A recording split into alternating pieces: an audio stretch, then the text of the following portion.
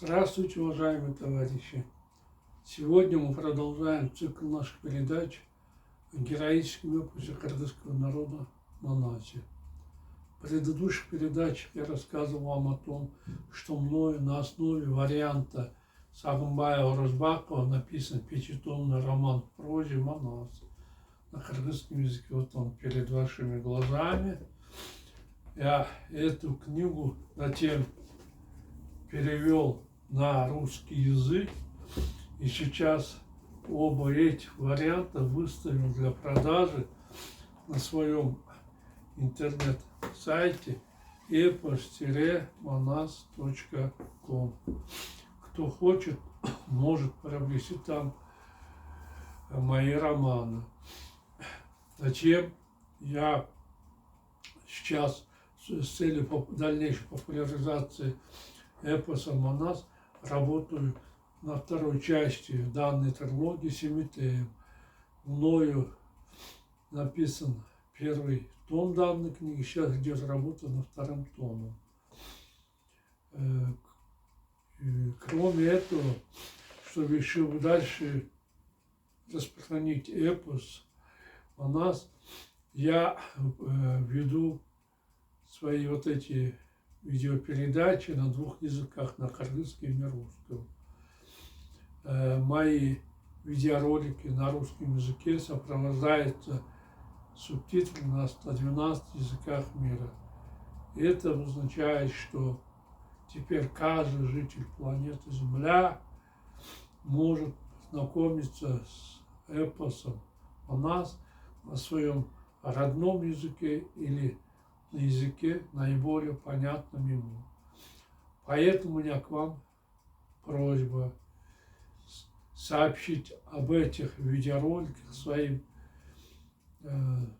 родственникам, друзьям, знакомым в странах дальнего и ближнего зарубежья. Тем самым вы внесете свой посильный вклад в дело популяризации эпоса «Манас». Это все, что я вкратце хотел рассказать вам об эпосе и своем романе. Ну а сейчас, с вашего позволения, я продолжу чтение своего романа. Оскорбленная за Алмамбета Акиркечнина шутка разозлилась и яростно набросилась на Кукчу. «Богатырь, что с тобой случилось?» — зло проговорила она. «Что ты болтаешь? За кого принимаешь, Алмамбета? Что ты за идиот, если не разбираешься в людях?» «Ты говори, да не заговаривайся!» — огрызнулся Кокчу. «Я не полоумный, не придурок, чтобы говорить всякую чушь. Нет, ты не придурок, а настоящий, полный дурак!» — с ненавистью ответил Акиркеч. «Разве ты не понял, что некоторые подлецы, возненавидев Алмамбета за справедливость и великодушие, стали клеветать на него, чтобы уничтожить его? Они хотят удалить от тебя Алмамбета, считая, что твои дела идут в гору. Если ты поддашь наветам клеветников, то лишишься отменного, могучего молота и останешься в печали. Поэтому откажись от таких дурных мыслей, богатырь». «Ты врешь!» — гневно заорал Кукчу. «Нет, я говорю правду. Ты не поверишь, но Алмамбет очень честный, воспитанный житель. При встрече даже не смотрит на меня, как будто он зять, находящийся при теще, как невестка при свекре. У него нет никаких дурных помыслов против тебя, богатырь». И эти слова еще больше разозлили Кукчу. «Ты что, опровергаешь слова моих вельмож? Зло заорала на жену. «Разве они бабы, которые от нечего делать клевещут на других?» «Да», — смело ответил Акиркеч. «Твои вельможи возненавидели Алмамбета за его справедливость, мудрость и тому, что он не берет взятки, честно работает. Они разозлились, что остались без халявных денег, и никто не прислушивается к их словам. Поэтому вельможи ищут способ, чтобы уничтожить твоего настоящего друга. Не ври, они не такие. Твои вельможи именно из таких людей, богатырь.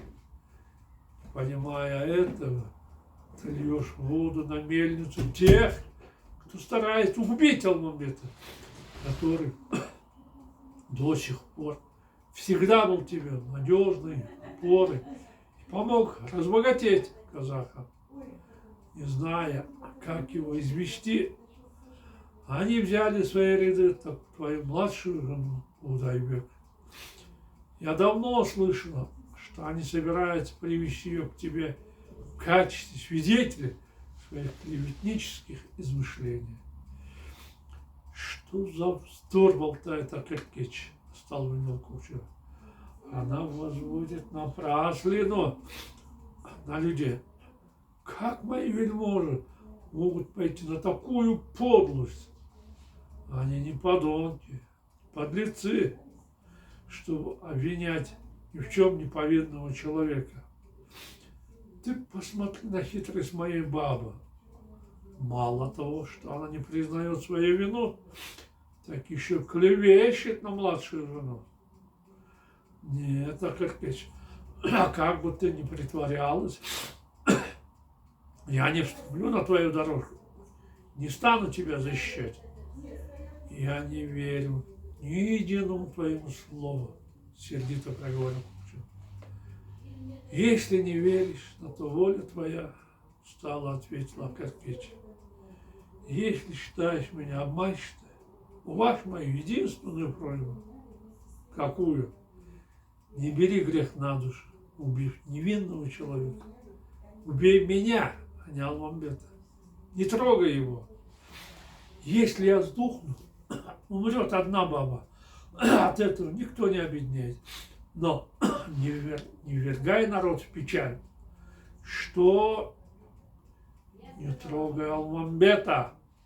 Сурово посмотрел на Кукчу Акеркеч, покрасневший от досады. Если он будет рядом, твое хозяйство будет из золота, и твой вес перевесит весь мир. Ежели лишишься Алмамбета, останешься неизбывной печали. Потом сам об этом очень остро пожалеешь, богатырь. Запомни, если Алмамбет уйдет или погибнет, ты сам будешь гореть синим пламенем, а затем потухнешь. Чистосердечно слов Акеркеч Кукчу почувствовал себя крайне неуютно. Если бы я был на ее месте, что бы сделал? Подумал он. Как бы стал защищаться? Наверное, стал бы хаять Алмамбета и выставил себя в привлекательном свете. Свалил бы всю вину на него, считая, что если он сдохнет, невелика потеря.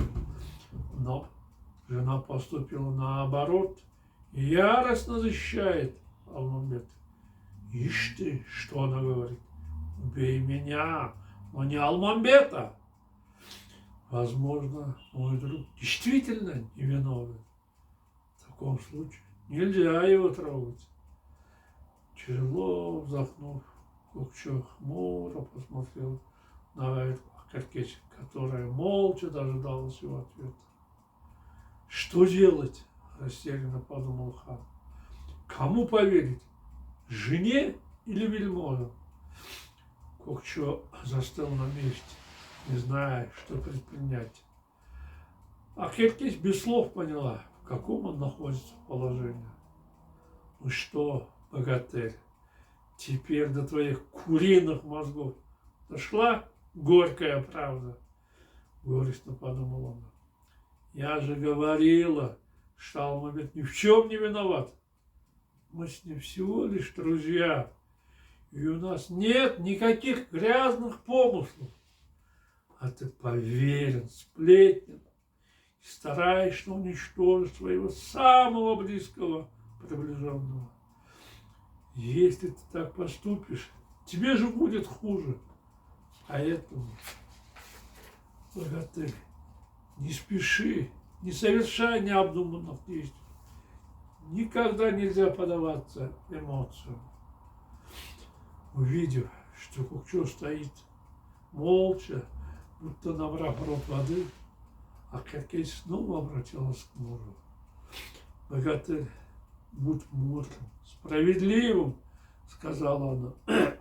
Среди народа бывает много различных, ужасающих слухов. Будь очень осторожен, не прислушивайся к ним. Если будешь верить всяким сплетням, в один непрекрасный день лишишь Талмамбета и остро жалеешь. Поверив обоснованным доводам Керкеч, Кукчо с тех пор перестал ее ревновать, следить за ней. И этим остались очень недовольны казахские вельможи, которые снова собрались в доме Алимсеита. Этот китаец в конец доконает нас, начал разговор Шелимбай. Кукчо снова слушает только Алмамбета и совсем игнорирует наш совет. Верно, ответил Илимбай. Видимо, Керкеч основательно обработал мужа. В последнее время повелитель совсем перестал обращать на нас внимание. Как мы теперь избавимся от Алмамбета? Задумчиво спросил Алимсеит. Может, убить его втихаря? Нет, отрицательно покачал головой Селимбай. Этот способ не годится. Во-первых, убийство невинного человека – большой грех. Во-вторых, если мы убьем китайца, Кукчо приложит все усилия и докопается до истины. Тогда мы умрем собачьей смертью и отправимся на тот свет. От этих справедливых слов все ненадолго замолчали. В таком случае, как мы справимся с китайцем, который полностью вскружил голову Кукчо? Уныло спросил Илимбай. Мы должны продолжить использовать нынешний способ, ответил Селимбай. Надо клеветать на Алмамбета и Керкеч, чтобы Кукчо почувствовал к нему отвращение. Сановники, разозленные тем, что остались без халявных денег, продолжили свое подлое дело. Придя к Кукчо, едва поздоровавшись, они сразу начинали говорить оскорбительные для него слова, тем самым приводя его в бешенство. А Керкеч дома? Спрашивали Ян Ехидна. Находится ли рядом с ней Алмамбет? В последнее время они стали очень близки.